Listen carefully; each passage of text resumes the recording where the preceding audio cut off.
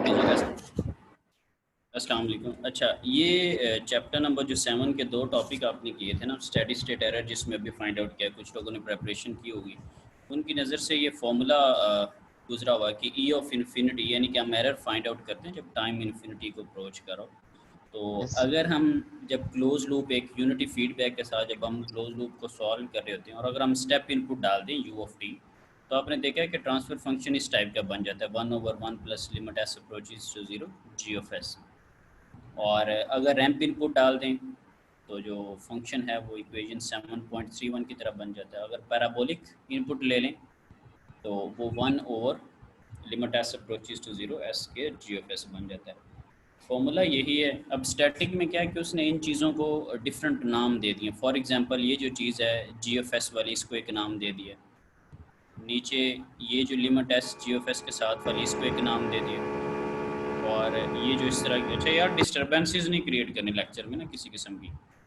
और ये limit S approaches to 0 S K G of S, आपने इनको एक अलहदा से नाम दे दिए। काम नहीं बदला, आंसर नहीं बदला, न्यूमेरिकल की कोई जो है वो उसकी प्रॉपर्टीज़ नहीं चेंज हुई, जस्ट उनको एक नाम दे दिया एक कांस्टेंट का। तो उस वजह से नाम हमने रख दिया static error constant. For example मेरे पास ये जो चीज़ है, for example limit S approaches to 0 G F S, उसका नाम रख दिया के पी। उसका नाम हमने के पी रख दिया और फार्मूला बन जाएगा 1/1 प्लस के पी। इसका हमने कोई भी नाम रख दिया के वी, तो फार्मूला बन जाएगा 1/के वी। साफ ज़ाहिर के वी तभी आएगा जब आप वैल्यूज़ प्लग इन करेंगे। इसका नाम रख दिया आपने के ए रख दिया, तो वो फार्मूला बन जाएगा 1/के। अब पी वी के क्यों रख रहे हैं? क्योंकि आपने देखा था कि जो यूनिट स्टेप इनपुट होती है वो कांस्टेंट पोजीशन के लिए यूज़ होती है। जो आपके पास रैंप इनपुट है वो कांस्टेंट वेलोसिटी के लिए यूज़ होती है, और जो एक्सेलरेशन पैराबोलिक होता है वो कांस्टेंट एक्सेलरेशन के लिए यूज़ होता है। तो इसलिए के पी के वी या के ए ये नाम रखने के बैकएंड पे हिस्ट्री है कि क्यों इस तरह का नाम रख रहे। तो अब आपने देखा कि न्यूमेरिकल तो चेंज नहीं होने लगा। क्वेश्चन दिया हुआ है, क्वेश्चन को तो हमने उसी तरह सॉल्व करना है, बस उसको पढ़ने का अंदाज थोड़ा सा हमने बदल दिया।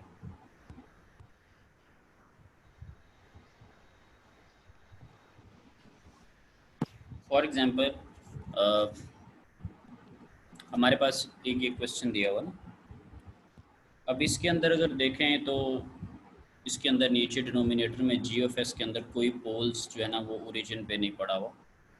इसके अंदर एक पोल ओरिजिन पे पड़ा हुआ है, यस इसके अंदर 2 पोल ओरिजिन पे पड़े हैं। और जिन्होंने न्यूमेरिकल किया उनको पता है कि ये जो तीनों जो ए बी और सी पिक्चर्स को जब अलग-अलग आप इस डायग्राम को सॉल्व करेंगे तो आपके पास आंसर्स जो हैं वो डिफरेंट डिफरेंट आएंगे, हैं ऐसी एरर्स के आंसर डिफरेंट होंगे। जी ठीक है, तो कोई बात नहीं, हमने उनको उसी तरह सॉल्व कर लिया। अब ये देखिए फॉर एग्जांपल उसने के पी के वी के ई को सॉल्व कर लिया, अब एरर निकाल रहा है 1/1 प्लस के पी कर दिया। अंदाज क्या बदला है कि पहले आप नाम के पी रख के क्वेश्चन को सॉल्व नहीं करते थे, बस इतना सा बात। आप नाम रख के नहीं सॉल्व करते थे और वैसे उसकी वैल्यू प्लग इन कर देते थे। फॉर एग्जांपल आपने के वी पहले नाम रख के सॉल्व नहीं करते थे, बस ये इतना सा फ़र्क पड़ा है इसके अंदर। अच्छा, चीज़ों को आगे जो उसने हाईलाइट किया है उसमें आपके पास ये सिनेरियो, फॉर एग्जांपल उसने एक टेबल बनाया उसी चीज़ को मज़ीद समराइज़ करने के लिए। तो उसने कह दिया कि एक दफ़ा मैं स्टेप इनपुट ले लेता हूँ, एक दफ़ा रैंप इनपुट ले लेता हूँ, एक दफ़ा पैराबोलिक इनपुट ले लेता हूँ। नेवर माइंड, कर लें इसको सॉल्व। अब ये steady state error formula 1/1 plus के पी, 1/के वी, 1/के, ये किसके लिए? जब आपके पास स्टेप रैंप इनपुट हो। ये किसके लिए? ये रैम के सॉरी, लिए ये यूनिट ऊपर स्टेप के लिए, हाँ ऊपर यूनिट स्टेप के लिए, ये रैंप के लिए और ये पैराबोलिक के लिए। और ये टॉपिक आने से पहले हम क्या करते थे, हमने 1/1 प्लस के पी हमने नाम नहीं रखा हुआ था, हम 1/1 plus limit S approaches to 0 G F S कह देते थे। ठीक है, एक स्टेप, जस्ट एक चीज़ बीच में एक इंक्रीमेंट किया एक चीज़ का। अच्छा, आगे कुछ लिखा हुआ टाइप 0, टाइप 1 और टाइप 2, और नीचे लिखा हुआ है कि steady state static error constant क्या आ रहा है और एरर क्या आ रहा है। एरर का क्या मतलब है? ई of infinity. Static error constant का क्या मतलब है कि के पी के वी के ई की क्या वैल्यू है। इसी तरह फिर स्टैटिक एरर कांस्टेंट है, एरर है। अब क्वेश्चन ये कि ये क्या चीज़ें, type 0 type 1, type 0 type 1 type 2, ये क्या चीज़ें? आपने देखा आपके क्वेश्चन में जो रोल होता है ना वो जी ऑफ एस का होता है। ये जो आपको ब्लॉक डायग्राम में जी ऑफ एस नज़र आ रहा है ना, इसका रोल होता है। क्या आया कि ये किस तरह का होगा, इसमें पोल्स होंगे, ज़ीरोज़ होंगे, पोल एक रीजन पे पड़ा हुआ, पोल दो रीजन पे पड़े हुए, तीन पड़े हुए या कोई भी नहीं पड़ा हुआ, इसका रोल है सारा। ठीक है, क्योंकि इसने देखना है कि नीचे डिनोमिनेटर में इन्फिनिटी बन रहा है नहीं बन रहा, क्या सिनेरियो बन रहा है। तो अब ये जो टाइप 0, टाइप 1, टाइप 2, ये जो नाम रखे हुए हैं ना, ये इस बेस पे रखे हुए हैं कि अगर तो डिनोमिनेटर के अंदर ज़ीरो पोल ओरिजिन पे पड़ा हुआ, यानी कि अगर कोई भी पोल ओरिजिन पे नहीं पड़ा हुआ तो उसकी टाइप होगी ज़ीरो, और अगर एक पोल ओरिजिन पे पड़ा हुआ तो उसकी टाइप है वन, अगर दो पोल ओरिजिन पे पड़े हुए हैं तो उसकी टाइप क्या है, टू। ये ओरिजिन के ऊपर जो पोल पड़े होते हैं उनकी बेस के ऊपर टाइप ज़ीरो, टाइप वन और टाइप टू लिखेंगे। जनरल जो फॉर्म होती है उसमें हम कह देते हैं एस की पावर एन, और एन ज़ीरो बन जाता है, एन वन बन जाता है, एन टू बन जाता है। वो एन वन ज़ीरो टू किस चीज़ को बता रहा है कि कितने पोल्स आपके पास ओरिजिन पे है। तो इसी चीज़ को उसने यहाँ पर लिखा हुआ, ये मैं चीज़ को एज अ नोट्स हाईलाइट किया कि there for a system with n is equal to zero is a type zero system, if n is equal to one और n is equal to two the corresponding system is a type one और type two system respectively. तो आप numerical जो numeric answer आना है, जो एक एक वैल्यू आपने निकालनी है, वो वैसे ही निकलेगी जैसे आर्टिकल 7.1 एंड 7.2 है। ये बीच में जस्ट एक एक्सटेंशन है। अब जिन्होंने प्रेपरेशन की है वो टू बी वेरी ऑनेस्ट वो बताएं कि इसमें कोई चीज़ की एडिशन नहीं है, जस्ट नाम बदले हैं। आपके कमेंट सब चाहिए। क्या ख्याल है ऐसी है जिन्होंने सर, सही वाली तैयारी की है? ऐसी है सर इसके कि अंदर ये सर जस्ट नाम नहीं आपने बदले। 1 प्लस के पी के वी और के उनके जस्ट नाम रखे, और पी ऐसी वी है। ए के आने के पीछे मैंने लॉजिक भी बता दी कि क्यों रख रहे हैं। ठीक है, ऐसे नाम क्यों रख रहे हैं। तो बस इतनी सी चीज़ है, ये जो चीज़ है ये बीच में आपने करके देखनी। अब एक जो ऊपर एग्जांपल सॉल्व हुई है उसको हमने देखा है कि उसने उसको किस तरह किया हुआ था। ये एक स्किल असेसमेंट है, उसमें वो कह रहा है कि एवेल्युएट सिस्टम टाइप के पी के वी के। पीछे फॉर्मूला हमने देखा है कि limit G S type zero. के अंदर एस अप्रोचेस टू ज़ीरो लगा दें, के वी की जगह फिर आपने देखा कि एस जी एस लगा दें, उसमें के में देखा कि एस स्केयर जी एस लगा दें, वो वैल्यूज़ निकाल लें। और फिर आपने क्या करना है कि find the steady state errors, वो कैसे निकलेंगे, 1/1 प्लस के पी, 1/के वी, 1/के। तो ये चीज़ जस्ट आपने करनी है। तो इस वजह से ये जो टॉपिक था उसका नाम स्टैटिक एरर कांस्टेंट करके रखा हुआ था, कि वो जो एरर है वो आपने आपके पास फिक्स हो गया कि एस एस अप्रोचेस टू, जब आप उसमें कर रहे हैं जी एफ एस पे लगा रहे हैं, एस जी एस पे लगा रहे हैं या एस केयर जी एस पे लगा रहे हैं। टॉपिक का जो नाम है कि आपने जो स्टैटिक कांस्टेंट लिए हैं वो इस बेस के ऊपर है। ठीक है, और जो सिस्टम टाइप है वो बता रही है कि कितने पोल्स ओरिजिन पे पड़े हुए हैं। ज़ीरो का मतलब है कोई पोल नहीं है, वन का मतलब है एक पोल है, और दो का मतलब है कि दो पोल हैं। और ये जनरल टाइप है, फॉर एग्जांपल किसी भी टाइप का आपके पास। तो ये एक आर्टिकल था जो कि हमने बेसिकली इसके 3 आर्टिकल करने थे चैप्टर नंबर जो 7 है उसके ना। बस यहाँ पे हमारा मकसद हल हो गया जो कि हमने करना था।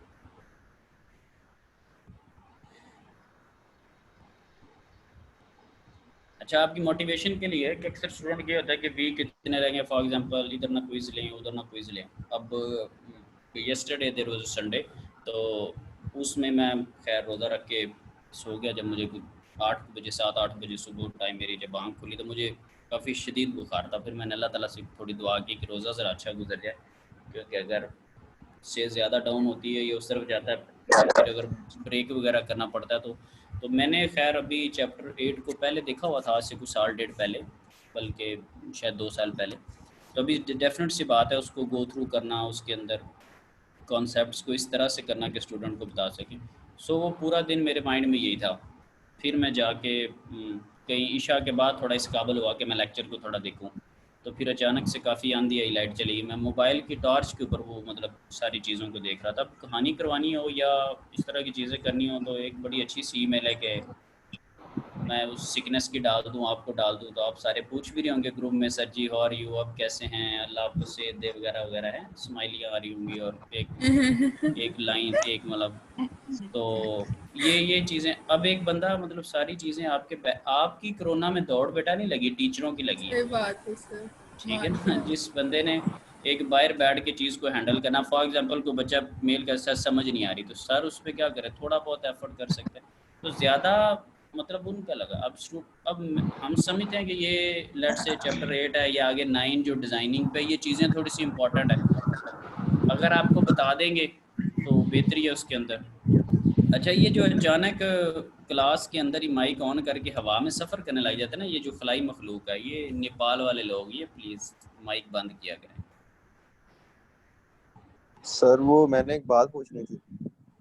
हाँ जी हाँ जी, क्विकली पूछें ज़रा। हाँ सर, सर ये चैप्टर 7 के सिर्फ 7.3 तक टॉपिक्स हैं।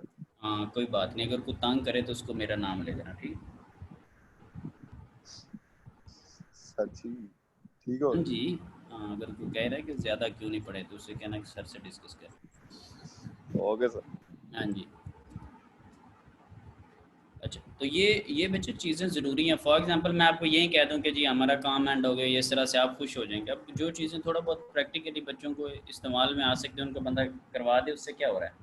पेपर तो वही है ना जो कि रूटीन वाइज पहले भी लेते हैं, उसी तरह का एक एनवायरनमेंट होता है, पहले सिलेबस जाता है, सारी चीज़ें ऑन बोर्ड होती हैं, और ठीक है रूटीन वाइज आपने अल्हम्दुलिल्लाह माशाल्लाह अब तक कुछ 6 कर ही लिए होंगे, 5 कर लिए हैं, छठा भी होने वाला। तो ऐसी उसमें बात नहीं है कि कुछ चीज़ें रुकावट आ जाएंगी। और कोर्स कभी भी हर्डल नहीं होता पासिंग फेलिंग में, मैं आपको पहले बता दूँ।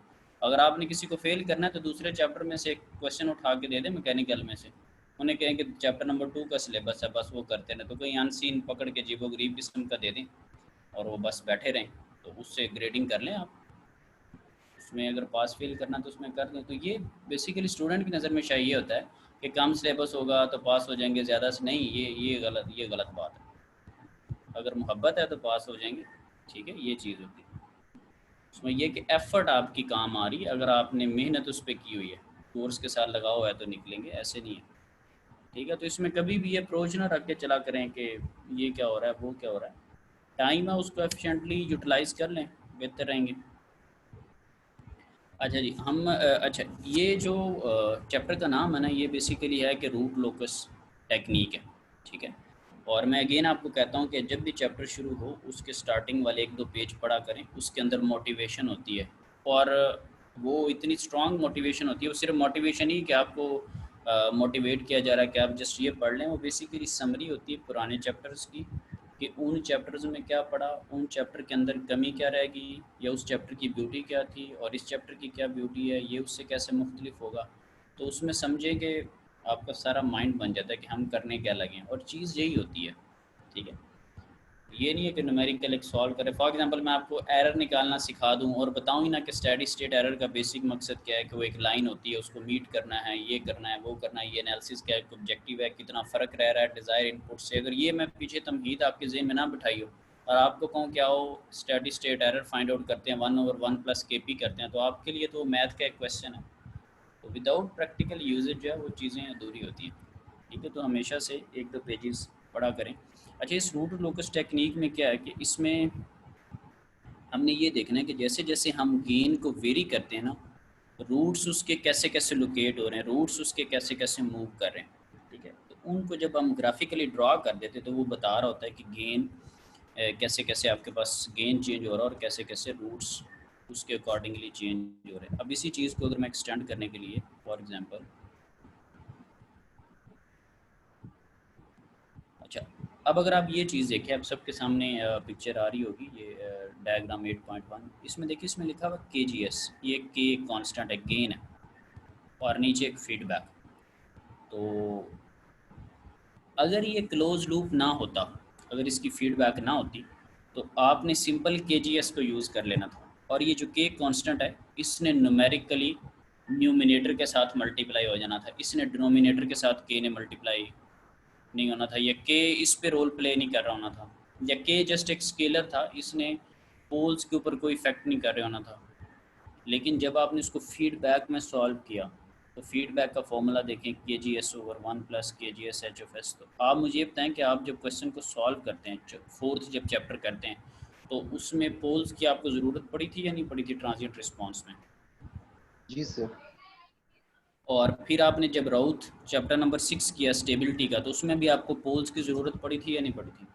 जी सर, क्या पड़ी थी सर गणेश से ठीक में। है, यानी कि जो बुनियादी मकसद हैं, स्टेबिलिटी है और ट्रांजिएंट रिस्पांस है, उन सारी चीज़ों, और इवन दो कि आपको क्या उसको कहते हैं, स्टेडी स्टेट एरर्स में भी जो पोल्स हैं उनकी ज़रूरत पड़ रही, तो पोल्स की पे ज़्यादा बात होती थी। अब मुझे ये बताइएगा, ये जो चीज़ मैंने हाईलाइट की उसको गौर से देख के, कि अगर मैं के की वैल्यू बदल दूँ तो ये जो सिस्टम का ओवरऑल ट्रांसफ़र फंक्शन लिखा हुआ है, क्या सिस्टम के पोल्स बदल जाएंगे या नहीं बदलेंगे अगर मैं के को चेंज कर दूँ? जी बदल जाएंगे सर। जी बदल सर, जाएंगे, कंटिन्यू सर। क्योंकि जी ऑफ एस और एच ऑफ एस वो एक वैल्यू नहीं होनी कि के इंटू 5 इंटू 2 10 के, इस तरह नहीं होना। जी ऑफ एस के अंदर क्या पता लिखा हुआ है S+2 over S+6 S+4, 4-5 poles हूँ जी ऑफ एस के अंदर, 4-5 पोल्स हूँ एच ऑफ एस के अंदर। तो जी जब सर। आप 1 प्लस ये सारा कुछ कर रहे होंगे और इज इक्वल टू 0 रख के जब पोल्स की वैल्यू कैलकुलेट करेंगे तो आंसर डिफरेंट आएगा। तो यहाँ पर हम क्या रूट लोकस को भी जब थोड़ा सेट करना, उसकी डेफिनेशन पढ़नी, तो उसमें हम क्या करेंगे कि क्लोज लूप के अंदर जब हम के को चेंज करते हैं, के is a gain, close loop के अंदर जब हम गेन को चेंज करते हैं तो पोल्स किस तरह से चेंज हो रहे हैं, किस तरह से लोकेट हो रहे हैं। पोल्स बेसिकली रूट्स ही है ना, तो रूट्स का लोकेट होना जबकि गेन को चेंज किया जाए, ये बेसिकली रूट लोकस है। ठीक है, और उसके अंदर हमें चीज़ों का आइडिया कैसे होता है उसको भी देख लेते हैं। तो ये तो था उसकी डेफिनेशन के पॉइंट ऑफ व्यू से ना, कि जैसे जैसे आप यहाँ पे देख रहा हूँ कि कहीं मैं डेफिनेशन अगर मेरे सामने आ जाए तो मैं उसको हाईलाइट कर सकूँ।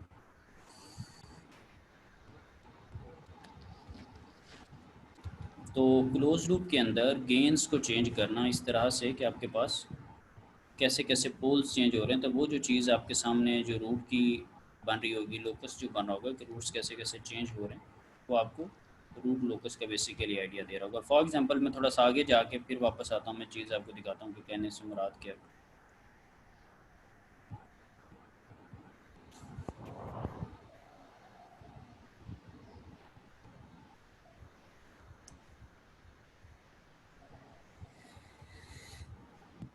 ऐसे कर लेते हैं थोड़ा सा।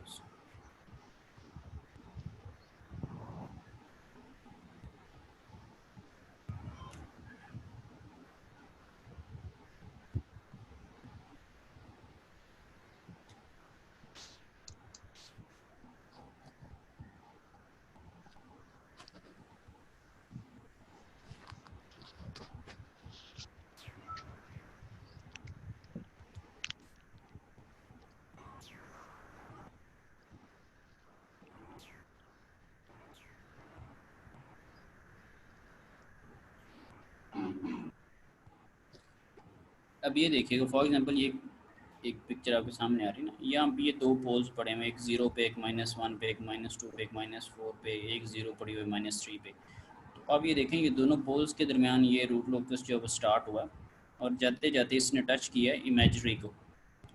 तो ये हमें बता रहा है कि जैसे जैसे आपने गेन को वेरी किया, ये देखिए पोल्स उसके मूव कर रहे हैं और जा किधर हैं, इन्फिनिटी की तरफ जा रहे हैं। इधर भी पोल्स उसके मूव कर रहे हैं और करते करते इमेजरी को क्रॉस कर गए। तो यहाँ पर हमने देखना है, यहाँ से हमें पता चला कि यार अगर गेन इतना रख देना तो इमेजरी पे आ जाते हैं, और गेन उससे बढ़ा दें तो राइट ऑफ प्लेन पे लोकस चला जाएगा, अनस्टेबल हो जाएगा। और इससे गेन पीछे पीछे रखें तो स्टेबल रहेगा। आपने रूट लोकस के अंदर पढ़ा है ना, जिसने स्टेबिलिटी वाली एग्जांपल्स की हैं कि के को क्या रखूं तो स्टेबल है, के को क्या रखूं तो मार्जिनली स्टेबल है, यस के सर, को यस। क्या रखूं तो अनस्टेबल है। जी तो सर। ये रूट लोकस बता रहा है कि के को क्या रखा है तो ये राइट ऑफ प्लेन में दाखिल हो गया। के को कितना रखा है तो इमेजरी पे आ रहा है, के को कितना रखा है तो ये आपके पास लेफ्ट ऑफ प्लेन पे चला गया। राउथ हर्ट्स में हमारे पास ग्राफिकली तस्वीर नहीं बनती, इसमें आप रूट्स की लोकेशन को भी देख रहे हैं कि पोल्स किस तरह से मूव कर रहे हैं, किस रास्ते से मूव करते हैं, कौन से पॉइंट से जुदा हुए हैं, कितने एंगल पे गए हैं। ये देखें ना, ये बता रहा है ये रूट लोकस, अगर कर्सर आप देख सके तो 0 और -1 के दरमियान इधर से क्यों गया है, ये -1 और -2 के दरमियान से क्यों नहीं उभरा, ये इस 0 और इधर से क्यों नहीं उभरा, ये इधर से क्यों नहीं उभरा, ये इधर से क्यों नहीं गया। तो इसके पीछे एक लॉजिक है कि किस तरह से। तो ये बेसिकली रूट लोकस का मकसद है। तो एक तो उसने स्टेबिलिटी भी बता दी और फिर ट्रांसजेंट के बारे में भी हमें बताता है। स्टेबिलिटी का आइडिया हुआ ना कि किस तरह से अगर आपके पास रूट्स जैसे जैसे गेन को वेरी कर रहा हूँ, रूट्स की लोकेशन चेंज हो रही, और बता रहे हैं कि अगर गेन आप इतना रख देंगे तो रूट लोकस जो है वो हाफ राइट हाफ में दाखिल हो जाएगा, अनस्टेबल हो जाएगा, इमेजिनरी को टच कर रहा है, क्या कर रहा है, किस तरह का सिनेरियो। तो ये सारी चीज़ें हमें रूट लोकस बताएगा।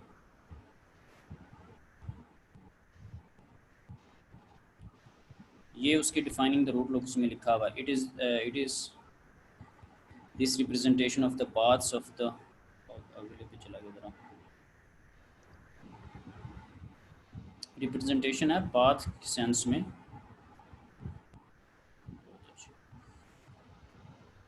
कि क्लोज लूप पूल जो है as the gain is varied, उसको वेरी जैसे जैसे आप करेंगे that we will call a root locus. जैसे जैसे आपने गेन को मूव करना है उसके जो पोल्स हैं उसकी रिप्रेजेंटेशन क्या बनती है वो आप बता रहे हैं। अब फॉर एग्जांपल ऊपर ब्लॉक डायग्राम गुजरी जिसमें गेन आपके पास था, ये देखें ये के है, ये गेन है, ये मोटर का कोई ना कोई ट्रांसफर फंक्शन है, मोटर एंड कैमरा कि कैसे उसने मूव करना है, पिक्सल्स ले रहा है, पोजीशन ले रहा है, कैसे कैसे ये आपने उसको फुली सॉल्व किया, क्या उसको कहते हैं, यूनिटी फीडबैक के साथ। और आप देखें कि के का रोल है, के की वैल्यू को चेंज कर देंगे अगर तो आपके पास सिस्टम के पोल्स चेंज हो जाएंगे, ठीक है। तो इस यस सर। केस जो हैं गेंस जो हैं इनका रोल है। अब देखते हैं कि क्या रोल क्या प्रैक्टिकली, बातें तो बहुत हो गई। अच्छा फॉर एग्जांपल उसी क्वेश्चन के अंदर अगर के 0 रखे ना तो दो पोल्स आ रहे हैं -10 और 0 के ऊपर। के को 5 किया तो ये आ गया, के को मैं जानबूझ के आर्बिट्रेरी वेरी कर रहा हूँ अपनी मर्जी से, और 10 रखा, 15 रखा, 20 रखा, 25 रखा। आप मुझे ये बताएं कि यहाँ पर दोनों पोल्स रियल हैं, तो फोर्थ आप चैप्टर नंबर 4 का कॉन्सेप्ट इस्तेमाल करें, जब दोनों पोल्स रियल हों और मुख्तलिफ हों तो कौन सा होता है, ओवरडैम्प्ड होता है। Yes sir.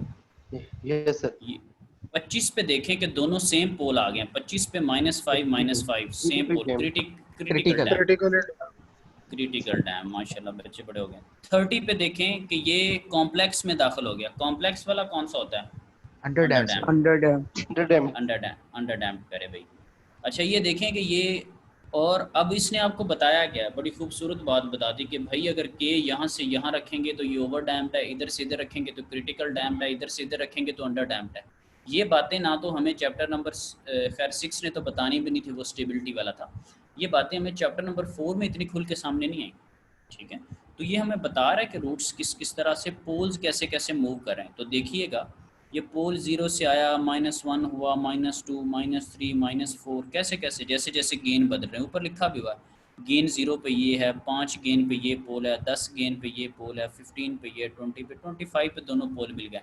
और 25 के बाद ऐसे जुदा हुए हैं कि वो कॉम्प्लेक्स के अंदर ऐसे बने कि उनके कॉन्जुगेट्स बन गए, एक ऊपर को जा रहा है कि नीचे को जा रहा है। पोल कभी भी राइट हाफ प्लेन में दाखिल नहीं हुए, क्या ख्याल है, देख के बताएं जरा। पोल्स राइट हाफ प्लेन में दाखिल होते नज़र नहीं आ रहे।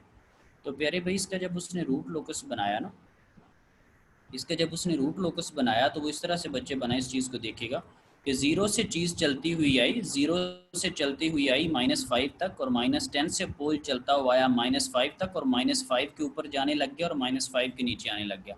तो ये जो पोल का सफ़र है ना, 0 से लेके आना और 10 से लेके आना और 5 के बाद जुदा होना और ऊपर जाना और नीचे जाना, ये क्या बना, ये रूट लोकस की डेफिनेशन है कि आपने गेन को वेरी की है और पोल्स वेरी हुए हैं और आपने पोल्स की ग्राफिकली तस्वीर बना दी, उनको लोकेट कर दिया, तो that is called root locus. तो इसने आपको ट्रांजिएंट जो रिस्पांस है उसके बारे में भी इंफॉर्मेशन देने की कोशिश की है, इससे पता लगेगी हमें चीज़ें। जब ओवर डैम्ड अंडर डैम्ड में गया तो इसकी क्या वैल्यूज़ हैं, जीटा क्या है, ये चीज़ें भी पता चलेंगी, रिस्पांस किस तरह का, स्टेबिलिटी भी इसने बताई कि ये उसमें दाखिल नहीं हुआ। तो ये बेसिकली रूट लोकस के अंदर हम कर रहे होंगे चीज़ें कि किस तरह से चीज़ें वेरी कर रही हैं। अब ये सारा उसने लिखा हुआ है यहाँ पे कि ये कैसे कैसे आपको चैप्टर नंबर 4 की इन्फॉर्मेशन इसने बताई है।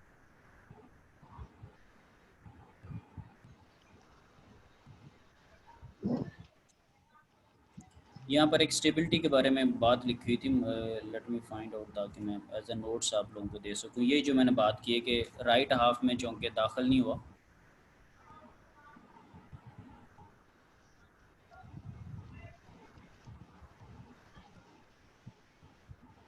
ये देखिए, finally since the root locus never crosses over into the right half plane, the system is always stable regardless of the value of the gain and can never break into sinusoidal oscillation। sinusoidal oscillations के अंदर for example अगर constant में देखो तो मेरे ख्याल से ये मैं फुली इमेजिनरी पे नहीं गया, ठीक है, कि ताकि हमेशा से मतलब ना डिके करन, नाइदर इंक्रीज नॉट डिक्रीज, ऐसा नहीं हुआ कि फुली कांस्टेंट एक साइनोसाइडल हो।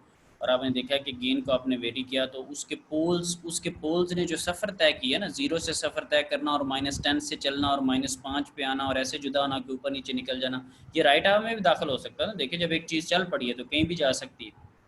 तो ये आगे हम पढ़ लेंगे कि इन्होंने ऐसा ही क्यों किया है, ये 0 वाला उधर को क्यों नहीं गया, और -10 वाला उधर को क्यों नहीं किया, क्या हुआ, ऐसी क्या बात है। तो उसमें बेसिकली होता है ये कि पोल्स जो होते हैं वो हमेशा एक दूसरे से अवे जाते हैं, वो आगे हम पढ़ेंगे, पोल्स अवे जाते हैं। और रूट लोकस भी जो बनना होता है वो पोल्स जो होते हैं, पोल्स और ज़ीरोज़ की जो तादाद होती है ऑड नंबर्स के, वो लेफ़्ट साइड पे बन रहा होता है। तो ये एक दो चीज़ें जो आगे सीखेंगे उससे थोड़ी जजमेंट भी बन जाती है कि अच्छा ये बनते किस तरह से हैं। वो with the passage of time हमारा जो कॉन्सेप्ट है। तो ये बड़ी ज़रूरी चीज़ है यहाँ पर, ये जो लिखा हुआ है KGS1 + KGS, ये किसको बच्चे आपने सॉल्व किया, या अपने ऊपर जो यूनिटी फीडबैक का क्लोज लूप बना हुआ था आपने उस चीज़ को सॉल्व किया, उसका ये ट्रांसफ़र फंक्शन। और ये हमारे लिए बड़ा ज़रूरी है क्योंकि हमने इसी की बेस पे सारा चैप्टर करना है। इसमें अगर देखा जाए तो इस ये जो मैंने हाईलाइट की है इसमें सबसे ज़्यादा ज़रूरी चीज़ क्या आपकी नज़र में? सिर्फ गेन गेन गेन भी ज़रूरी है, और गेन फीडबैक की फीडबैक भी ठीक है, कह लें फीडबैक ज़रूरी सर थी, हमने पोल्स फीडबैक को सॉल्व कर लिया। गेन वाले भी सही कह रहे हैं, ये आज तारीफ़ कर देते हैं, फीडबैक वाले भी ठीक कह रहे हैं, पोल वाले भी। अब उसमें मसला क्या है कि गेन इसलिए ज़रूरी है कि पोल जाएंगे किधर से, आएंगे किधर से, किधर दाखिल होंगे, क्या कर रहे हैं। वो पोल जो ज़रूरी कह रहे हैं, स्टेबिलिटी भी पोल ने बतानी है, ट्रांजिएंट रिस्पॉन्स भी पोल ने बताना है, वो भी ठीक कह रहे हैं। फीडबैक भी सॉल्व करना ज़रूरी है क्योंकि फीडबैक सॉल्व नहीं करेंगे तो वो GS को ज़ाहिर कर रहा होगा, फीडबैक करेंगे तो पूरे सिस्टम को ज़ाहिर कर रहा होगा ना। हमारे लिए ज़रूरी चीज़ क्या, पूरा सिस्टम। तो तीनों को 10-10 नंबर दे देते हैं, तीनों कमेंट्स वालों को। अच्छा, इसमें 1 + KGS HFS जो डिनोमिनेटर की लाइन है वो ज़रूरी है, वो हमने देखना है। राउथ में भी ये यूज़ होती है, और अक्सर आप सेटलिंग टाइम वगैरह इस तरह की जब डेफिनेशन देख रहे होते हैं तो उसमें देख रहे होते हैं पोल जितना वे जा रहा है ओरिजिन से उतना फास्ट रिस्पॉन्स होगा, ओरिजिन के जितना करीब हो उतना रिस्पॉन्स स्लो होगा। तो पोल बड़ी चीज़ें डिसाइड कर रहा था। रिस्पॉन्स फास्ट स्लो से क्या मतलब, उसका राइज पीक सेटलिंग, ठीक है। अच्छा जी, सो अच्छा एक और चीज़ है, जब मैं कोई कमेंट करता हूँ ना, अब बातें होगी मार्फत वाली, जब मैं कोई कमेंट करता हूँ और आप अगर मेरे कमेंट को पिक नहीं कर रहे, तो अगर आपको चीज़ का नहीं पता तो आप उसको थोड़ा सा स्टडी किया करें, या कंबाइन स्टडी में बात किया करें कि अच्छा सर ने ये बात क्या की थी कि पोल जैसे जैसे ओरिजिन से दूर जाता जाएगा रिस्पॉन्स फास्ट होता जाएगा, और जैसे जैसे ओरिजिन के, ये मैं एक पूरे चैप्टर 4 के पूरी तमहीद पे बात कर रहा हूँ, वो पूरा पढ़ के फिर ये बात निकली है, ठीक है। तो इस तरह की बात अगर आपको पहले नहीं भी पता, ये इस तरह के कॉन्सेप्ट पे नहीं भी पहुंचे, तो आप आपस में डिस्कशन करके उस पॉइंट पे आ सकते हैं, या स्टडी करके कोशिश किया करें कि हर बात को उसको जो है वो पिक कर लिया जाए। अच्छा जी, इसमें अगर मैं देखूं 1 + KGS, इसको मैं 0 के इक्वल पुट कर दूंगा तो मेरे पास डिनोमिनेटर के रूट्स आ जाएंगे, पोल्स आ जाएंगे। 1 + KGS HFS = 0, तो ये बनेगा क्या परे भाई, KGS HFS = -1। जब आप उसको 0 के इक्वल पुट करेंगे, 1 को दूसरी तरफ ले जाएँ, वो क्या बन रहा होगा, -1। अच्छा, ये -1 को अगर आप मैग्नीट्यूड और एंगल्स की फॉर्म में ज़ाहिर करें तो आप इसको कर लीजिएगा, क्योंकि मैग्नीट्यूड और एंगल की फॉर्म बच्चे क्या होती है, ये जाके देख लीजिएगा, x² + y² का अंडर रूट ले ले तो मैग्नीट्यूड बन जाता है, और अगर एंगल लेना हो तो टेंजेंट इनवर्स y/x कर ले तो एंगल बन जाता है। तो इसमें जो y/x वाली बात है वो क्या है, इस -1 के अंदर सिर्फ रियल वैल्यू, इसके अंदर योटा नहीं है। इसके अंदर जो y वाली वैल्यू है, जो j वाली वैल्यू है, यानी कि x + yj, इसके अंदर x ही x है, yj जो योटा या j के साथ वैल्यू होती है वो इसके अंदर मौजूद नहीं है। ये प्लेन्स है ना, बेसिकली पोलर फॉर्म है, कौन सी फॉर्म है, ये वो फॉर्म्स हैं। तो -1 को जब आप मैग्नीट्यूड और एंगल की फॉर्म में ज़ाहिर करते हैं तो पोलर फॉर्म के अंदर m × थीटा, यानी कि -1 का मतलब होता है 1, कैसे आया, x² + y² का अंडर रूट। और एंगल कैसे उसका निकलता है, ऑड मल्टीपल्स ऑफ 180 है, 2k + 1 और 180। अब ये ऑड मल्टीपल्स ऑफ 180 का क्या मतलब है, k 0 पुट कर दें तो 180 हो जाएगा, k 1 पुट कर दें तो 180 × 3 हो जाएगा, और k 3 पुट कर दें तो वो 7 × 180 हो जाएगा, यानी कि 180 के ऑड मल्टीपल्स हैं। ये किस चीज़ की, ये मैंने ये कहीं से चीज़ नहीं आई, ये सिर्फ इस प्लेन से इस प्लेन में जाने को मैंने जाहिर किया, ये मैथ की चीज़ है। और 1 + KGS HFS = 0 करना मेरा हक है, क्योंकि मैंने पोल्स के रूट्स फाइंड आउट करने। तो अभी तक कोई कंट्रोल वाली बात नहीं हमने की, यानी कि इस सब्जेक्ट की अभी तक कोई नहीं। सर कैसे किया आपने ये इक्वेशन 8.13? ये जो है -1, ये जो -1 है उसकी जब मैग्नीट्यूड निकालते हैं आप, तो मैग्नीट्यूड उसकी निकलती है x² + y² अंडर रूट लेके। ये आप पोलर फॉर्म की नहीं हुई आप लोगों ने, लट सेलेक्ट EMT अगर पढ़ी हो या कोई भी मैथ की फॉर्म पढ़ी हो, तो आप हाँ जी, x + y जैसे पोलर फॉर्म में कैसे जा रहे हैं, तो x² + y² का अंडर रूट। x² क्या होती है, रियल वैल्यू, और y वाली कौन सी होती है, इमेजिनरी वैल्यू, तो उसमें जस्ट रियल ही है। 1 का जब स्केयर लेंगे और अंडर रूट लेंगे आंसर 1 ही आएगा, ठीक है। और अगर ये 2 प्लस वाई जे होता तो आप 2 प्लस 4 योटा अगर होता लेट से, तो आप 2 का स्केयर ले लेते, फिर 4 का स्केयर ले लेते, 2 का स्केयर 4 बन जाता और 4 का स्केयर 16 बन जाता, 16 प्लस 4 20 कर लेते तो अंडर रूट 20 बन जाता, ठीक है। तो एनी हो, अब जब एंगल आपने फाइंड आउट करना है, तो एंगल जब अमूमन आप फाइंड आउट कर रहे होते तो आपने जब एंगल फाइंड आउट करना आपने tangent inverse Y over X करके करना है, ठीक है, और उससे पता चलेगा।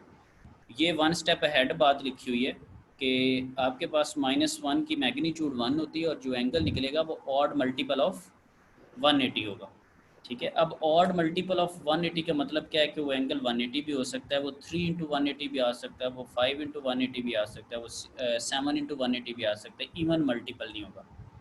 तो अब इससे भी अगर एक स्टेप बात आगे लेके चलें तो यहाँ से जो s की वैल्यू है, अब ये मुझे ये बता रहा है कि K G S H of S is equal to -1 का दूसरे लफ्ज़ों में मतलब ये है कि अगर मैं मैग्नीट्यूड लूँ तो वो 1 होगा। अब जब आप मॉडुलस लगा दिया तो उसका मतलब है कि माइनस वाली वैल्यूज़ यहाँ से एलिमिनेट हो जाएंगी, +1 की फॉर्म में आंसर होगा। अगर मैंने K G S H of S is equal to ये 1 लिखना हो तो ये बात भी ठीक है। ये कहाँ से आया है? ये इधर से ही आया है, K G S H of S is equal to -1। Mod लगा देंगे तो -1 को एलिमिनेट कर देगा, इसमें भी कोई नई बात नहीं है। और जब आपने एंगल फाइंड आउट करना है तो वो होगा K G S H of S is equal to, यानी कि ऑड मल्टीपल होगा 180 का। ये जो दो बातें आपने लिखी है ना, ये बेसिकली आप ये देख रहे होंगे कि कोई भी पोल किसी भी सिस्टम का हिस्सा हो सकता है जब तक कि वो इन दो खसूसियात पे पूरा उतरा हो। कोई भी जो पोल है ना, आप कह सकते हैं, फॉर एग्जांपल आपने ऊपर इक्वेशन लिखी 8.12 ये टी ऑफ एस, तो आप कह सकते हैं कि सर इस इक्वेशन का ना एक पोल हिस्सा है। मैं कहता हूँ कौन सा पोल? आप कहते हैं अपनी मर्जी से, आप कहते हैं 2+3 योटा सर ना इस सिस्टम का पोल है। तो एक तो चीज़ ये है कि आप डिनोमिनेटर को 0 के इक्वल रखें, उसको फाइंड आउट करें, सारी चीज़ें इस तरह के मामला करें।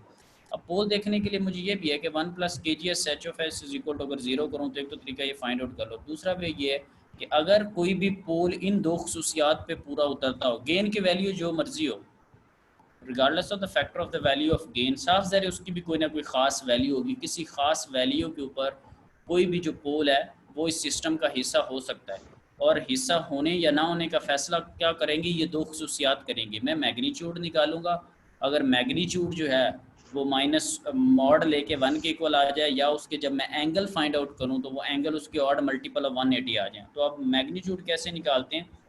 Real value plus imaginary value का स्केयर लेके ऐड अप करके अंडर रूट ले लें। और एंगल कैसे निकालना है? Tangent inverse Y over X करके। ये तो बातें हैं ना, किताबी बातें। आपने कैसे बेसिकली चीज़ों को करना है वो इस तरह से आप करेंगे जो मैं बात कर रहा हूँ। अब एक न्यूमेरिकल भी कर लेते हैं इस बेस के ऊपर। तो कोई भी जो पोल है वो हिस्सा हो सकता है उस सिस्टम का। ये जैसे लिखा, if the angle of a complex number is an odd multiple the value of S systems pole for some particular value of K.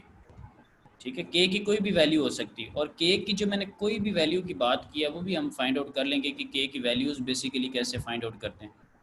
ठीक है, अब अगर कोई बंदा के की वैल्यूज़ फाइंड आउट करना चाहे, लेट्स से कि के की वैल्यू क्या है, तो के की जब हम वैल्यू फाइंड आउट करेंगे तो हम ये तरीका निकाल रहे होंगे, K over 1 over G of S H of S. ये कहाँ से इक्वेशन आई है? अभी ऊपर लिखा हुआ था ना कि K G S H of S is equal to 1, तो उधर से आपने ये इक्वेशन ली।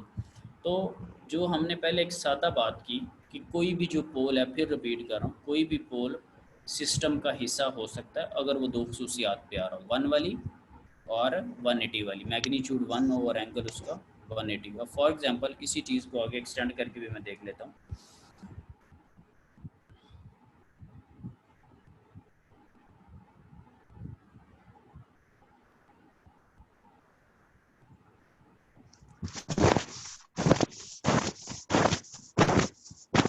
बस भाई बस, खारिश ही करने लग गया।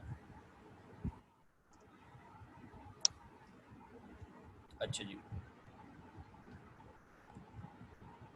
अब ये भी उसने एक सिस्टम लिया हुआ के एस प्लस 3s प्लस 4। इसमें अगर देखें, क्योंकि आपने नीचे क्या करना होता है डिनोमिनेटर के अंदर 1 over 1 plus K G S, sorry G of S ऊपर आ जाता है, के जी एस ऊपर आ गया और नीचे 1 plus K G S H of S. तो 1 प्लस जब ये के जी करेंगे और एच तो वैसे ही 1 है, तो उसके अंदर एक पोल ये है, एक पोल ये है, दो जीरोज़ हैं, वो लेट से उसने ड्रॉ की हुई हैं। ये 1 plus K G S H of S के सेंस में देख रहे हैं। अब फॉर एग्जांपल ये यहाँ पे एक उसने एग्जांपल की, उसको मैं देख रहा था।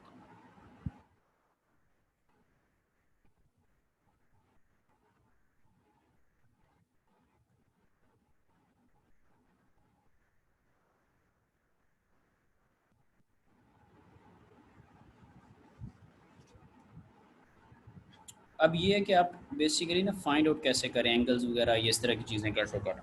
अब ये देखिएगा मेरे पास एक फंक्शन है F of S is equal to S plus one S into S plus to.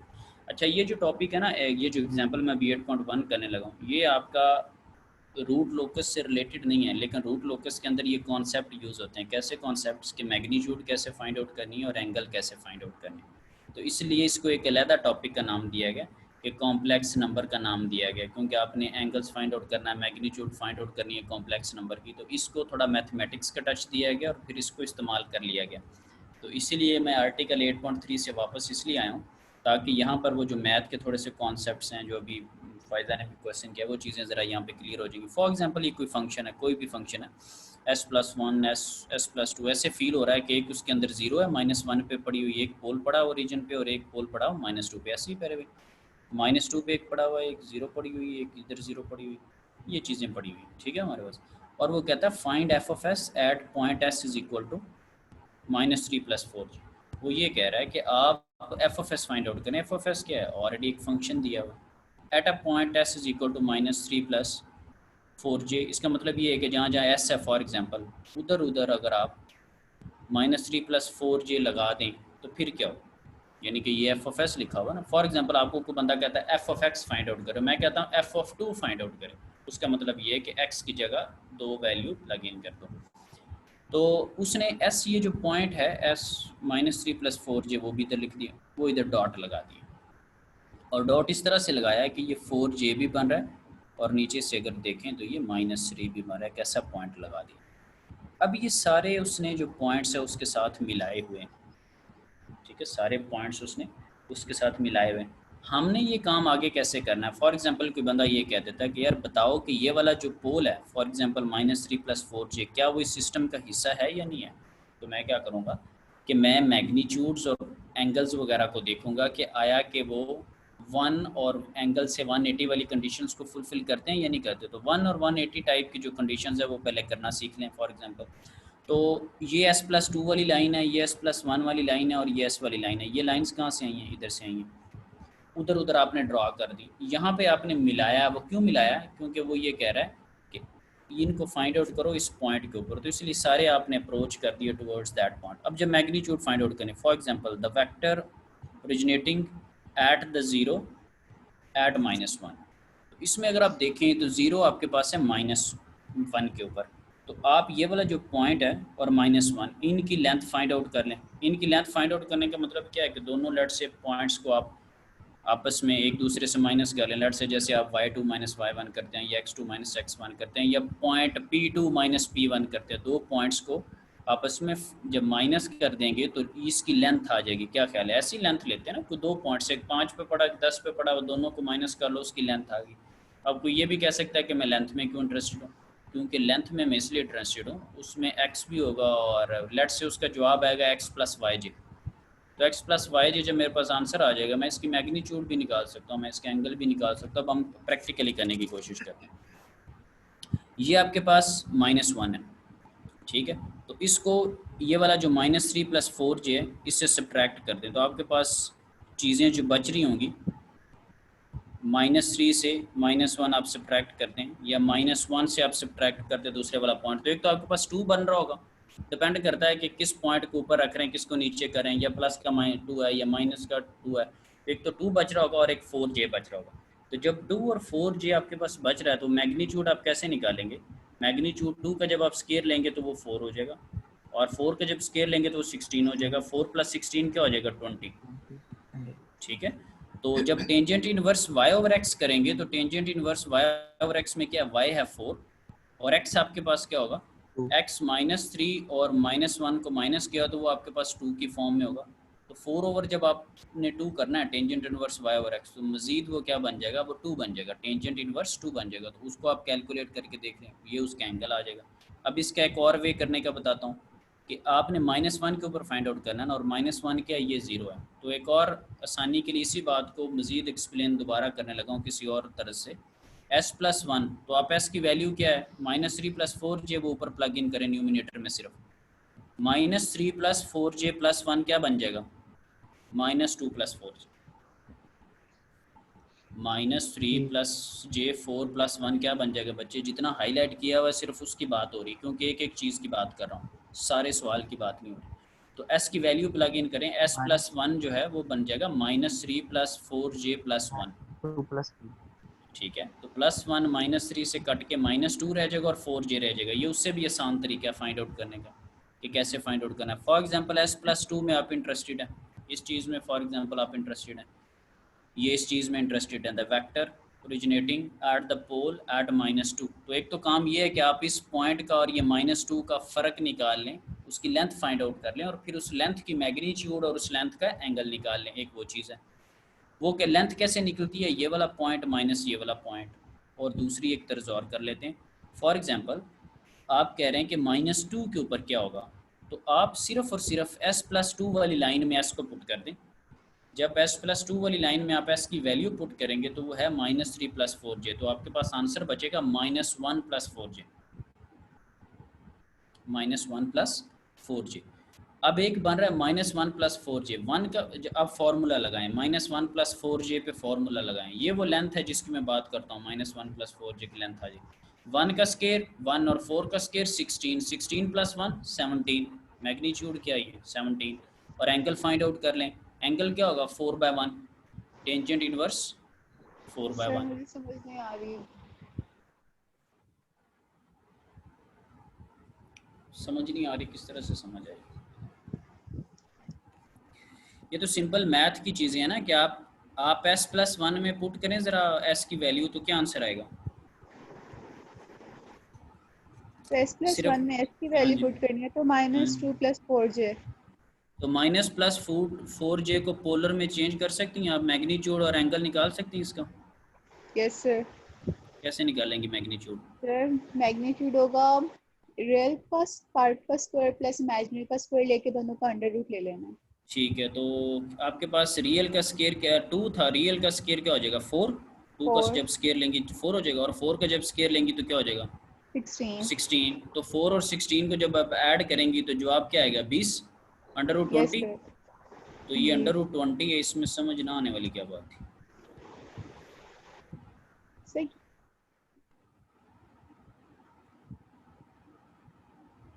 Sir हाँ ये जी फिर फिगर में बताएं। क्या बताया हुआ हमने?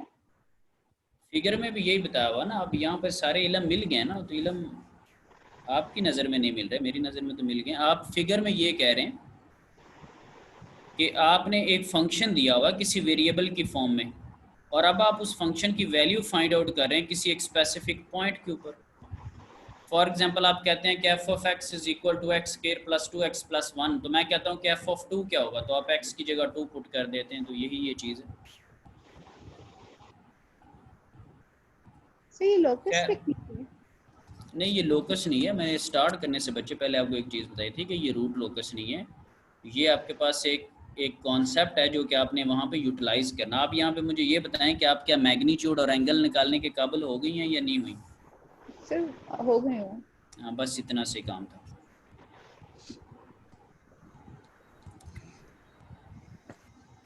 अच्छा जी, तो सर जो आप पीछे बता रहे थे इक्वेशन थी आई थिंक 8.13, सर उसमें वो बच्चे कहाँ?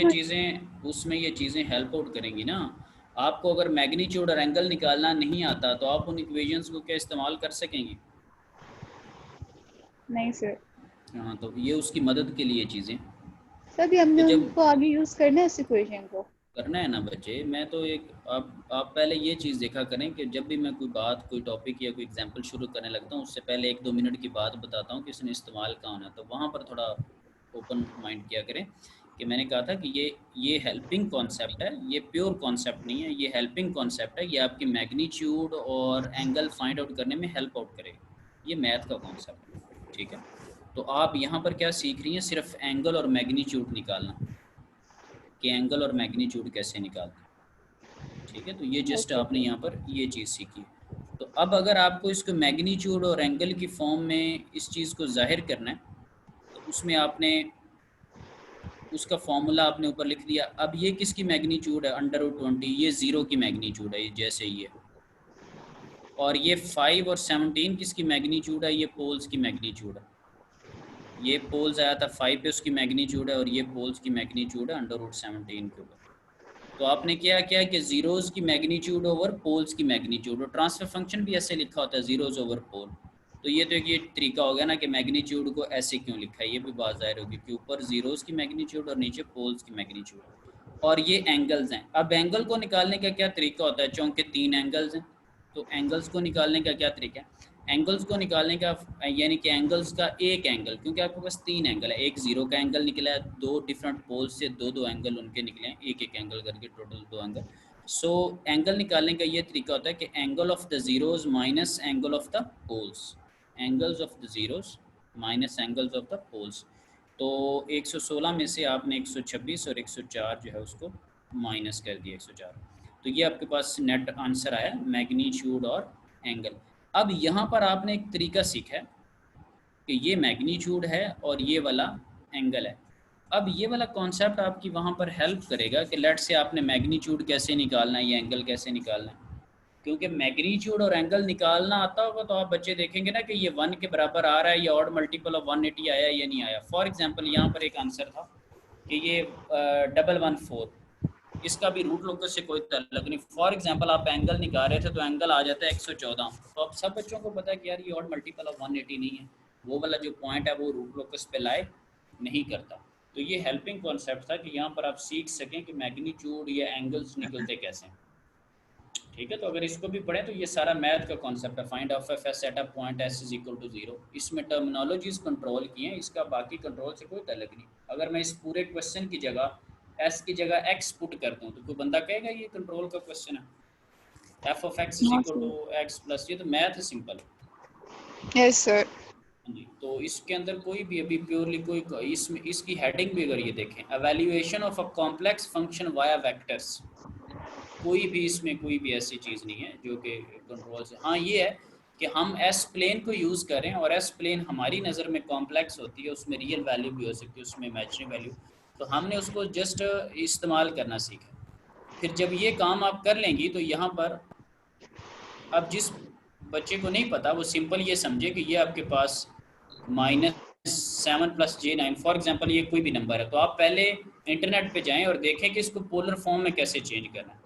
पहले तो आप जो फॉर्म्स हैं उसको कोई भी ओवरऑल सब के लिए, अगर किसी को कॉन्सेप्ट उसमें नहीं है पहले पोलर फॉर्म को देख के कर। तो अभी उसने बताया हुआ कि ये आपके पास फंक्शन है और आप इसको करें solve, find F of S at the point S is equal to -3 + j9। ये ऊपर वाले क्वेश्चन की तरफ पॉइंट बता दिया कि फंक्शन फाइंड आउट करें इस पॉइंट के ऊपर रहते हुए, एस की जगह ये हो तो क्या फंक्शन होगा, और फॉलोइंग वेज, और directly substituting the point into the F of S. एक तो वो चीज़ ये कह रहा है कि आप डायरेक्टली सब्स्टिट्यूट करते हैं point into the F of S, वो करके आप देख लें। सिंपल भी तो हो सकता है ना, आप एस की जगह पॉइंट पुट कर दें -7 + j9 और ऊपर नीचे रख के उनको सॉल्व कर दें। दूसरा तरीका क्या है, मैथ की नज़र में आप समझिए कि कंट्रोल के सर ने कोई बात नहीं बताई, कोई बंदा ये कहता है कि यार S is equal to -7 + j9 को आप ऊपर वाली इक्वेशन में प्लग इन करो, आंसर बताओ। आपने फॉरन कैलकुलेटर पकड़ना, आपने कभी कर लेते हैं ऊपर नीचे सॉल्व करके, कोई अभी ऐसी कोई बात नहीं जो मैंने बताई, पुराना कॉन्सेप्ट आपका चला। फिर अब वो कहता है कि नहीं यार इसको calculating the results using vectors, तो फिर आप उसमें क्या करते हैं, फिर वो ये इस तरह आप लेंथ उसकी कैलकुलेट करेंगे कि अगर ये 2 पॉइंट्स हैं तो उनको अलग-अलग आप ट्रीट करेंगे और इस तरह से करेंगे और इस तरह से फिर सॉल्व करेंगे, फिर आपके पास जाके चीज़ निकलेगी। एक तरीका ये है कि आप डायरेक्ट वैल्यू पुट कर दें, और एक तरीका ये है कि आप उसको दूसरी तरह से सॉल्व करें, जैसे मैग्नीट्यूड और एंगल होता है, दोनों का जवाब एक ही आएगा, वेरिफिकेशन भी हो जाएगी, ठीक है।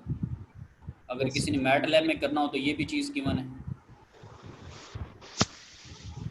अब ये जो चीज़ लिखी हुई है, अब फॉर एग्जांपल ये जो चीज़ लिखी है जिसको मैंने हाईलाइट किया, अब जिस बच्चे को कोई चीज़ नहीं आती, ये आपके पास एक्स है, ये वाई है, इसकी मैग्नीट्यूड ले लें और इसके एंगल निकाल लें, वो आपका कॉन्सेप्ट भी क्लियर हो जाएगा कि जिसको एंगल या मैग्नीट्यूड का कोई इशू।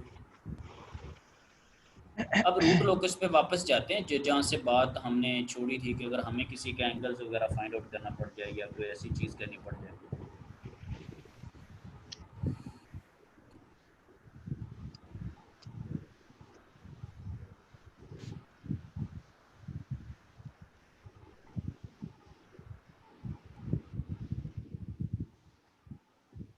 ये उसने लिखा हुआ है कि लेट्स डेमोन्स्ट्रेट दिस रिलेशनशिप, ये एक लिखा हुआ है कि आपके पास जो क्लोज लूप पोल है ना, जो ऊपर आपने टेबल देखा था, जो आते साथ आपको बताया कि कैसे कैसे पोल्स वेरी कर रहे हैं, गेन को जैसे जैसे वेरी करे पोल्स वेरी करते हैं, कभी सिस्टम ओवर डैम्प्ड आ जाता था, कभी अंडर डैम्प्ड आ जाता था, कभी क्रिटिकल डैम्प्ड आ जाता था, इस तरह की चीज़ें थी। ठीक है, तो आपने उस टेबल के अंदर बच्चे देखा कि when the gain is 5, gain जब 5 था तो उसके ये पोल आ रहे थे, जब गेन 5 था तो ये पोल थे। ये आप टेबल में भी ऊपर देख सकते हैं, ये उसने हवाला भी दिया हुआ कि टेबल नंबर 8.1 के अंदर, जब क्योंकि यहाँ पे जब के की वैल्यू चेंज करेंगे या ऊपर जब कर रहे हैं तो क्या होगा फॉर दिस सिस्टम, ये जो सिस्टम आपके पास दिया हुआ ये ऊपर देखा ना आते साथ आज के टॉपिक में हमने देखा था कि टेबल्स के अंदर गेन को जैसे जैसे वेरी कर रहे हैं वैसे वैसे आपके पास पोल्स मूव करते हैं। तो अब देखना अगर आपने हो कि ये पोल सिस्टम के ऊपर लाई कर रहे हैं या नहीं कर रहे, तो substituting the poles at -9.47 for S and 5 for K yields KGS, ये आप वेरीफाई भी कर सकते हैं कि अगर मैं KGS HFS करूं अगर, और कौन सा के है 5 है और एस की वैल्यू क्या है -9.47, यानी कि अगर मैं एस को माइनस, अब वो मैथ वाला कॉन्सेप्ट लेंगे कि अगर मैं एस को -9.47 रखूं और के को मैं अगर 5 रखूं तो क्या मेरे पास KGS HFS is equal to -1 आता है या नहीं आता। अगर तो ये आ जाए तो समझो कि वो जो पोल है वो इस सिस्टम का हिस्सा है, और अगर ये ना आए तो समझे कि वो पोल इस सिस्टम का हिस्सा नहीं है। फॉर एग्जांपल उसने टेबल में देखा कि जब गेन 5 है तो पोल्स दो आ रहे हैं -9.47 और -0.53। अगर आपने इस चीज़ का अंदाज़ा लगाना हो कि क्या ये बात सही कह रहा है, क्या वाकई ही ये पोल इस सिस्टम का हिस्सा है, तो आप किसी न किसी गेन की वैल्यू पे वो पोल उस सिस्टम का हिस्सा है या नहीं है ये मैंने फाइंड आउट करना। तो मैं क्या करता हूँ कि मैं गेन की वैल्यू डाल देता हूँ और मैं पोल की वैल्यू डाल देता हूँ। अब ये पोल क्या है, ये पोल वही है जिसको आप पिछले क्वेश्चन में एस कह रहे थे, find F of S at this point, ये -9.47 फॉर एग्जाम्पल। तो -9.47 जब मैं और के की जगह 5 और एस की जगह -9.47 जब प्लग इन करूँगा तो क्या मेरे पास वैल्यू -1 आती है या नहीं आती। फॉर एग्जाम्पल करके देख लेते हैं, ये जो एस है उसकी जगह अगर मैं -9.47 अगर ऐड अप करता हूँ, एस की जगह अगर मैं -4.97 ऐड अप करता हूँ, मैं कर लेता हूँ -9.47 और +10, ये मैं खुद से करता हूँ, मेरे पास आंसर आ रहा है 0.53। अब 0.53 को एस से मल्टीप्लाई कर दें, एस क्या है -9.47 तो आंसर आ गया -5.01। 5 ऊपर है 5 ही नीचे बन गया, के की वैल्यू 5 है ना, तो 5 और 5 क्या हुआ 1, ये माइनस साथ में सिंबल वाला आ रहा था, तो ये KGS HFS का रिजल्ट -1 आ चुका है।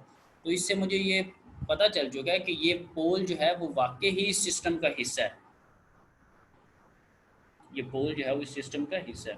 तो यानी कि ये चीज़ बेसिकली आप देख रहे थे वहाँ पे, ये बची चीज़ थी, ये सारा ये था, ये 5 गेन के ऊपर पोल था -9.47 और -0.53। तो किसी ने कहा कि बताओ कि क्या ये पोल वाकई ही सिस्टम का हिस्सा है या नहीं है। तो मेरे पास एक चीज़ थी कि KGH इज इक्वल टू -1, और अगर एंगल निकालूं तो that should be the odd multiple of 180। तो मैंने पोल की वैल्यू उसके अंदर प्लग इन की सिस्टम KGS HFS के अंदर, और के की जगह 5 वैल्यू पुट की, मेरे पास आंसर आ गया -1, जिससे मुझे ये पता चल चुका था कि ये वाकई जो है वो सिस्टम, ये जो पोल है वो सिस्टम का हिस्सा है। ये जो है, अब फायदा बात क्लियर है अभी नहीं, ये आपके पास KGS HFS है। इस चीज़ के लिए मैंने आपको वो मैथ का टॉपिक पढ़ाया था पीछे वाला, ये कहीं आगे यूज़ करनी पड़ सकती है कि KGS HFS is equal to -1। अब पता चला कि वाकई ये उस खसूसियत पे पूरा उतरा है या नहीं उतरा। ठीक है, तो ये चीज़ें हमें पता करनी पड़ेंगी कि ये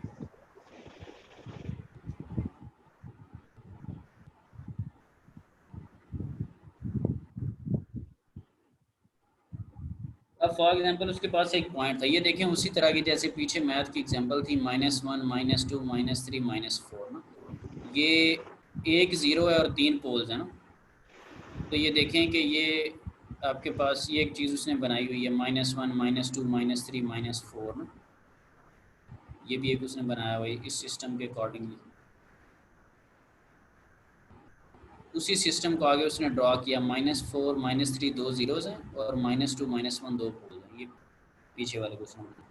अब अगर कोई कहता है कि यहाँ पर एक पॉइंट है एस, कोई अगर उसको ये कहे कि, अब आप लोगों ने मुझे उसका आंसर बताना है, कोई ये कहे कि क्या ये जो पॉइंट एस है इसके ऊपर अगर पड़ा हुआ कोई भी पोल, ये एस पॉइंट की कोई ना कोई वैल्यू होगी ना, ये जैसे उसने एक दफ़ा -2 + J3 लिया, कोई भी वो अपनी तरफ से लेने लग चुका पॉइंट, अगली दफ़ा वो बदल देगा, अगली दफ़ा देखें उसने ये पॉइंट ले लिया।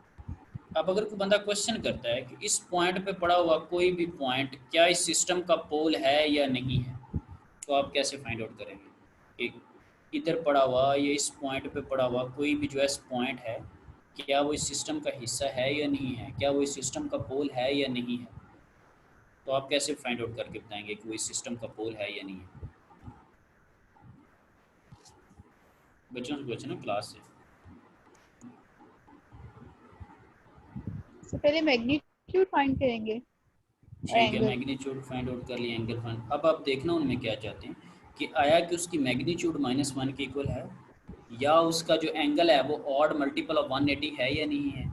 बात समझे, उसका जो Yes, एंगल है, और फिर बात इधर ख़त्म नहीं हुई, उसकी जो मैग्नीट्यूड आनी है, उसकी जो मैग्नीट्यूड या फॉर एग्जांपल जो एंगल आना है, फॉर एग्जांपल आप एंगल फाइंड आउट अगर आप करना चाह रहे हैं, तो ये देखें कि एंगल फाइंड आउट करने का क्या तरीका होता है, angle of the zeros minus angle of the poles. पीछे आपको फॉर्मूला बताया कि एंगल्स ऑफ द जीरोस, ये जीरोस के एंगल है और ये पोल्स के एंगल है, कि angle of the zeros minus angle of the poles. अब क्वेश्चन ये है कि ये एंगल कैसे निकलेगा, क्योंकि ये तो पोलर फॉर्म में होता है, एंगल कैसे निकलेगा। तो ये जो कोई भी पॉइंट है ना एस, ये कोई भी पॉइंट हो सकता है एस, ये जिसको मैं बार बार हाईलाइट कर रहा हूँ, इसकी वैल्यू आपको गिवन है -2 + 3j, तो आप इसकी लेंथ फाइंड आउट करें। एक पॉइंट है ये, एक पॉइंट है फॉर एग्जांपल ये, और एक पॉइंट ये, आप दोनों को माइनस करें तो इससे आपके पास क्या आ जाएगी, उसकी लेंथ आ जाएगी, इसलिए उसको क्या नाम दिया हुआ है, L1।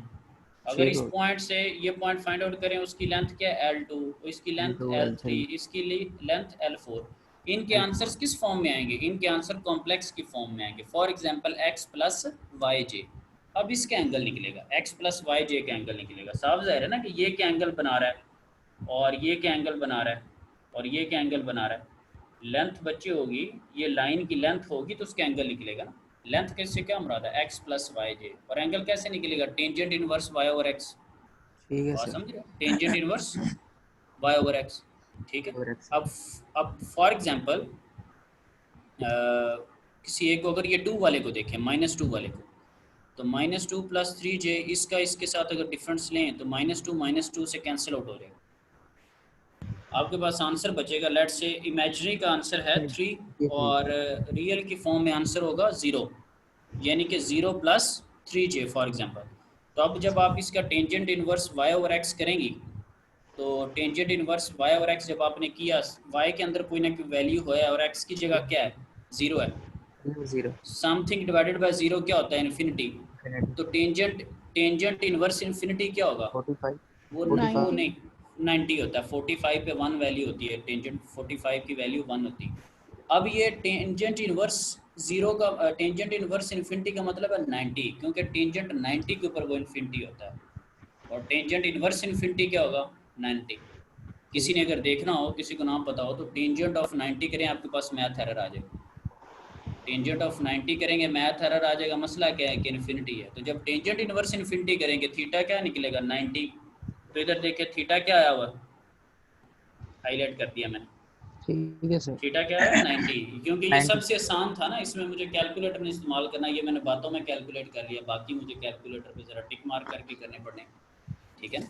सो अब ये जब उसने सवाल किया बच्चे, बड़ी ज़रूरी बात है, ये देखिए एंगल का आंसर आ गया -70। तो अब मुझे ये बताएं कि क्या ये पोल सिस्टम का हिस्सा है या नहीं है, ये -2 + 3j, ये जो पॉइंट जिसके लिए सॉल्व किया, क्या इस सिस्टम का हिस्सा है ये।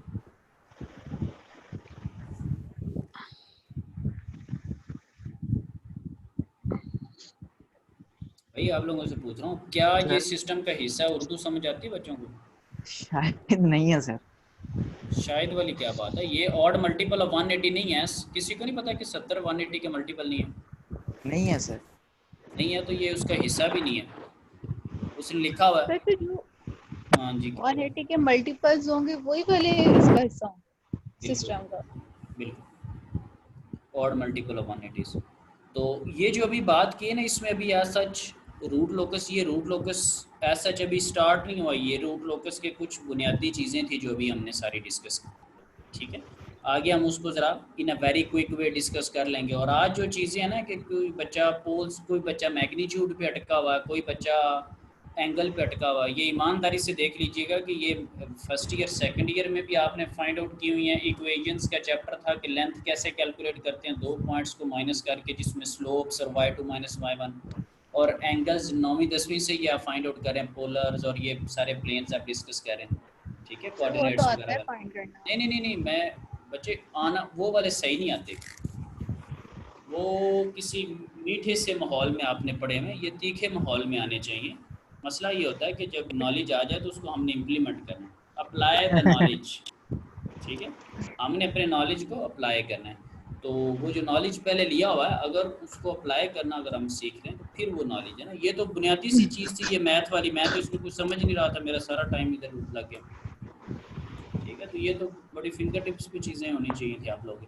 तो अगली दफ़ा इस तरह का कोई बच्चा क्वेश्चन हो कि मैग्नीट्यूड और एंगल वाली जो चीज़ है ना, कि मैग्नीट्यूड किधर से आ रहे हैं, एंगल्स किधर से आ रहे हैं, ये सब की ये सारी चीज़ें फिंगर टिप्स पे होनी चाहिए। और बल्कि इसको कोई आप एक वो जो स्किल असेसमेंट ऊपर गुजरी है ना, जिसके अंदर उसने कहा, तो वो आपने फाइंड आउट करनी है खुद से। पीछे स्किल असेसमेंट टाइम हो गया बच्चे, मैं कौन सा चक्की पिसवानी है आप लोगों से, तो आप लोगों ने वो एग्जाम्पल खुद से सॉल्व करनी, ठीक है सर। ठीक है। जिसने बच्चे ने साइंटिफिक लेबोरेटरी में किसी ठीक है सर। उसका टाइम हो गया उसका, ठीक है।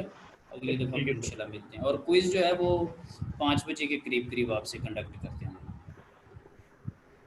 ठीक है ना। तो कैसे ओके लेंगे सर। आप 5 बजे को ये क्विज? परसों बच्चे लेंगे सर। डाकिया आएगा आप लोगों की तरफ क्विज कंडक्ट करने। नेक्स्ट क्लास बच्चे में पहले ले लें क्विज सर, किस तरह पहले होगा, बता दें थोड़ा सा। सर नेक्स्ट क्या क्लास में मतलब ले बता लें। दें बच्चे, एलएमएस के ऊपर क्विज हो। मैं अपने भाई 20 मिनट ज़ाया नहीं करना चाहता, मुझे पढ़ाना है आप लोग किस चक्कर में। सर मैं अपनी एलएमएस पे क्लास क्विज होगा? तो पहले कहाँ पे होता था, सर मेरा पिछली दफा कोर्स में हुआ था कि एलएमएस पे क्विज हुआ था, लेकिन मैंने किया सारा था, वो एलएमएस लॉग आउट हो गया हुआ था टाइम तो आउट होने आपका की वजह से। तो तो आपका मेरा क्विज, हाँ, तो आपका क्विज क्या मैंने एक्सेप्ट नहीं किया था? नहीं सर, मैं आपकी बात नहीं कर रही हूँ, वैसी बात कर रही हूँ सर। तो बच्चे उसका थोड़ा तो बता। कोई जवाब है, उसका तो कोई जवाब नहीं है। एक मैंने आपका क्विज 2 सबका एलएमएस पे लिया नहीं, उसके नंबर भी अपलोड किए हुए हैं। तो यस सर। तीसरा क्विज भी एलएमएस पे लिया, तो आप लोग क्या कही Yes, जा sir. रहे हैं, मुझे तो नहीं समझ में आ रही। किसी सर का नेक्स्ट क्लास एलएमएस में ले अगर लें। लॉट हो गया था और किसी का एलएमएस फट गया था, तो सारों का मैंने क्विज लिया है, क्विज मैंने काउंट किए हैं, क्विज को मैंने मार्क भी किया है, तो इसका क्या जवाब है? ठीक है सर। हाँ, इसका कोई जवाब नहीं बचे। क्विज जिसका जैसा भी था, मैंने सारों के क्विज ले लिए और सारों के क्विज एक्सेप्ट भी कर लिए हैं, तो इसलिए कोई वो उसकी लॉजिक, या तो किसी का रिजेक्ट कर दिया हो ना, तो आप कहें कि माजी को बेस बना के आप कहें कि सर पिछली दफ़ा रिजेक्ट हो गया, तो बच्चे सबको क्विज लिए हैं, ठीक है ना। हाँ, तो मैं फिर करूँगा सर, ये क्विज आज- अपलोड। हाँ जी, क्या? 5 बजे आज सर, आज की बात हाँ जी, है। आज ही क्विज होगा, क्योंकि आज बच्चों ने तैयारी की है, उनकी तैयारी ज़ाया नहीं होगी, ठीक है। ठीक है। Yes sir. ठीक है ठीक है। सर।